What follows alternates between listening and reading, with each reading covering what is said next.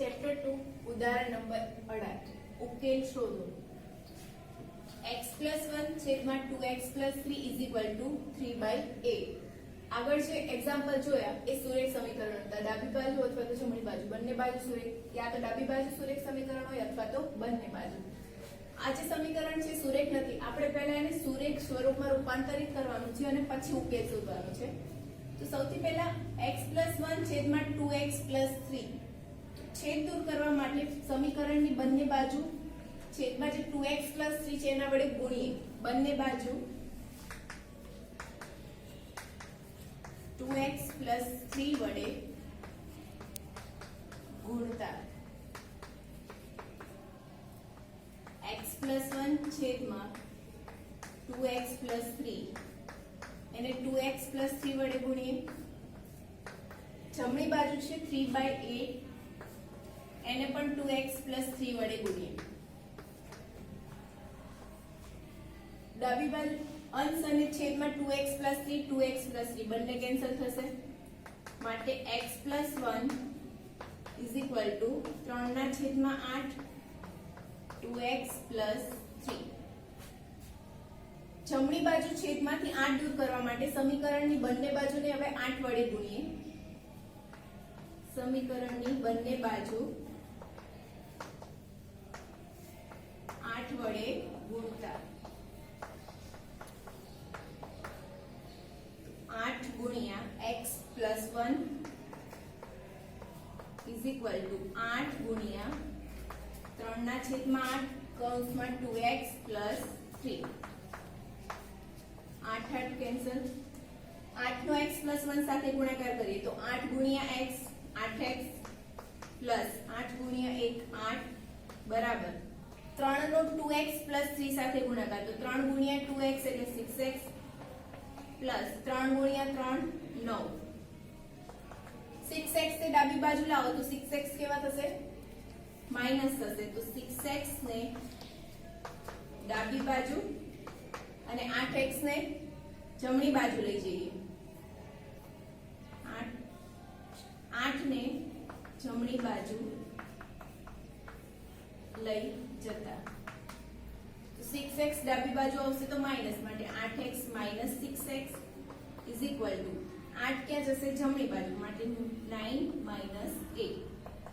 8x - 6x 2x = 9 - 8 8 માટે x = 1/2. તાળો મેળવીએ તો સમીકરણમાં x ની જગ્યાએ કિંમત 1/2 મૂકીશું. તો x ની કિંમત 1/2 + 1 છેદમાં 2 × 1/2 + 3. આ ડાબી બાજુ છે. લસા લઈએ તો 1 + 2 ગુણ્યા 1 2 છેદમાં 2 2 ગુણ્યા 2 એટલે 2 2 કટ 1 + 3 2 + 1 3/2 છેદમાં 4. અંશનો છેદ ક્યાં જશે? છેદમાં માટે 3/4 ગુણ્યા 2 3/8 3/8 એટલે જમણી બાજુ માટે ડાબા બરાબર જમા. જે મળી ગયો આપણો તાળો. હવે ઉદાહરણ નંબર 19 અનુ અને રાજની હાલની ઉંમરનો ગુણોત્તર 4/5 છે. 8 વર્ષ પછી તેમની ઉંમરનો ગુણોત્તર 5/6 થાય છે. તો તેમની હાલની ઉંમર શોધો. હાલની ઉંમરનો ગુણોત્તર આપેલો છે 4/5. તો અનુની હાલની ઉંમર શું ધારીશું? 4x અને રાજની હાલની ઉંમર 5x. ધારો કે અનુની હાલની ઉંમર 4x અને રાજની હાલની ઉંમર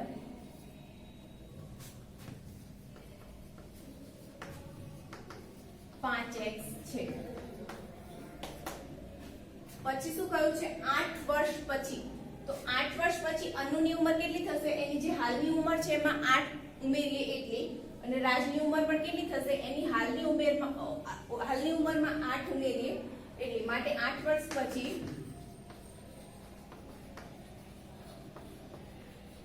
અનુની ઉંમર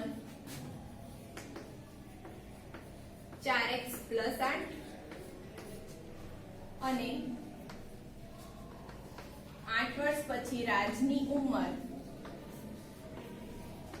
તો રાજની હાલની ઉંમર કેટલી હતી 5x, તો 8 વર્ષ પછી શું થાય 5x + 8 વર્ષ.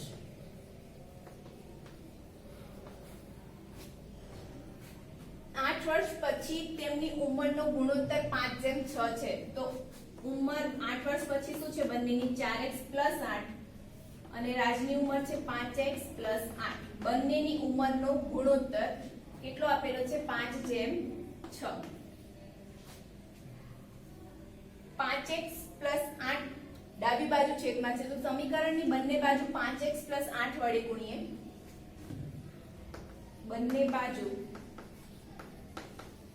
5x + 8 વડે ગુણતા 4x + 8 એને કેટલા વડે ગુણવાના છે 5x + 8. છેદમાં શું છે 5x + 8. જમણી બાજુ છે 5/6 એને કેટલા વડે ગુણવાના 5x + 8.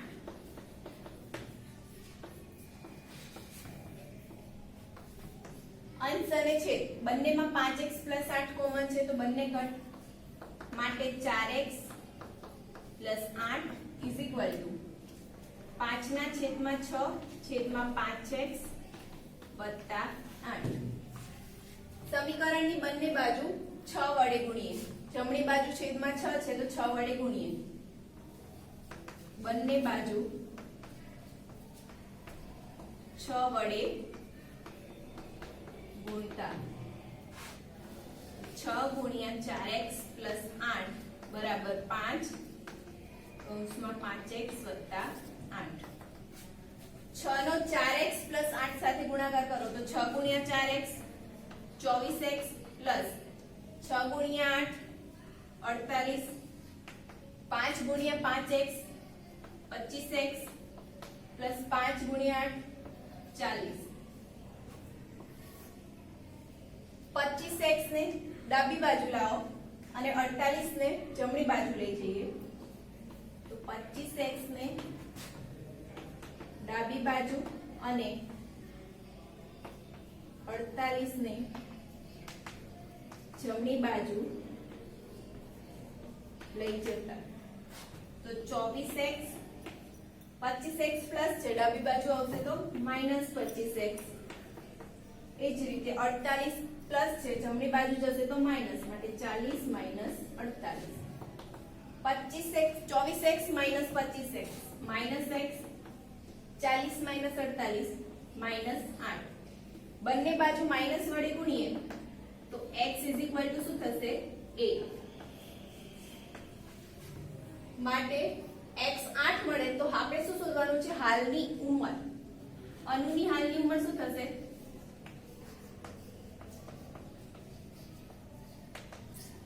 અનુની ઉંમર આપણે ધારી હતી 4x, તો અનુની હાલની ઉંમર 4 × x ની કિંમત કેટલી છે 8 એટલે 32 વર્ષ. રાજની હાલની ઉંમર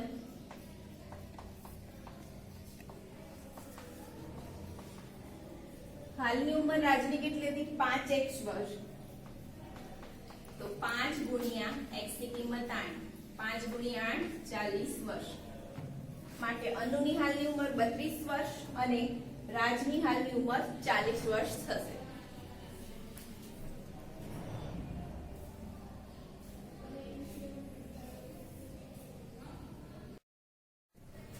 સ્વાધ્યાય 2.6 દાખલા નંબર 1. નીચે આપેલા સમીકરણો ઉકેલો.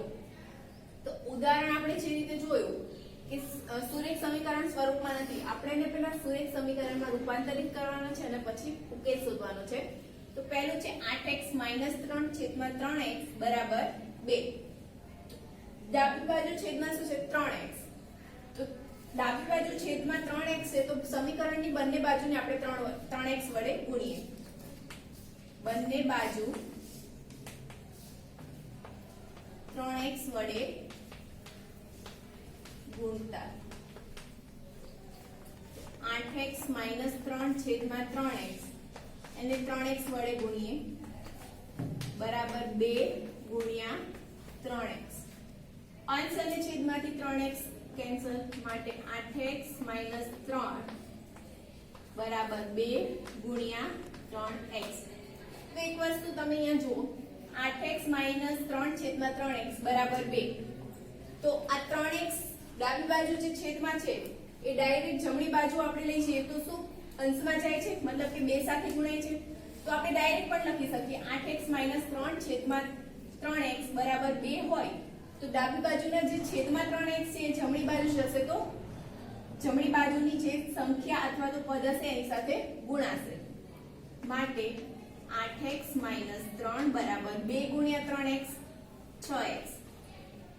6x ને ડાબી બાજુ લાવીએ અને માઇનસ 3 ને જમણી બાજુ લઈ જઈએ તો 6x ને ડાબી બાજુ અને માઇનસ 3 ને જમણી બાજુ લઈ જતા તો 8x 6x ડાબી બાજુ આવશે તો કેવા થશે માઇનસ 6x બરાબર 3 જમણી બાજુ માઇનસ છે ડાબી બાજુ જશે તો કેવા થશે પ્લસ. માટે 8x માઇનસ 6x 2x બરાબર 3.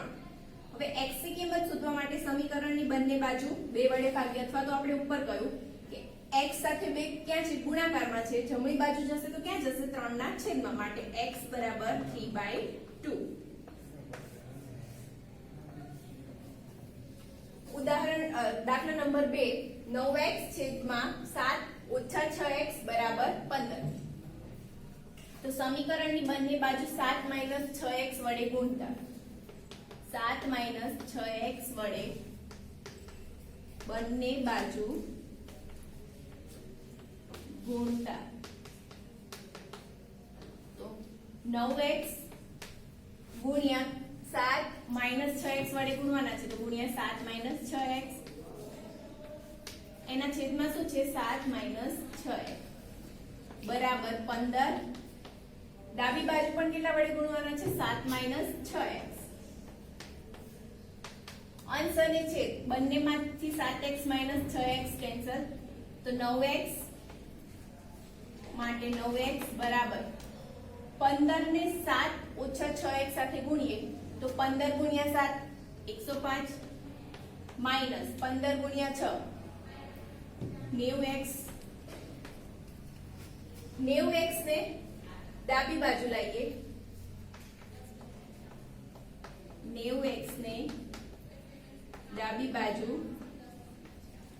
લઈ જતા તો 9x પ્લસ 90x બરાબર 105. 9x પ્લસ 90x 99x બરાબર 105. x ની કિંમત શોધવી હોય તો 99 ક્યાં જશે જમણી બાજુ જાય તો છેદમાં માટે x બરાબર 105 ના છેદમાં 99.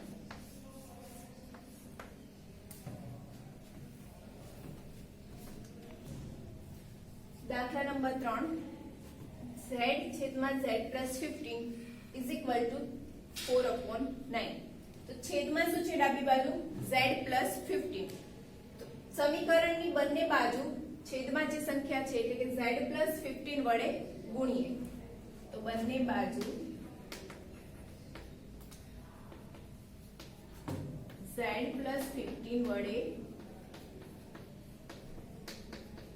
ગુણતા તો z ના છેદમાં z પ્લસ 15 એને કેટલા વડે ગુણવાના છે z પ્લસ 15 વડે is equal to 4/9 એને પણ કેટલા વડે ગુણવાના z પ્લસ 15. હવે ડાબી બાજુ અંશ અને છેદ બંનેમાં z પ્લસ 15 છે તો બંને કેન્સલ થશે માટે z બરાબર 4 ના છેદમાં 9 કૌંસમાં z પ્લસ 15. સમીકરણમાં જમણી બાજુ છેદમાં શું છે 9 તો સમીકરણની બંને બાજુ ફરી 9 વડે ગુણી નાખીએ બંને બાજુ 9 વડે ગુણતા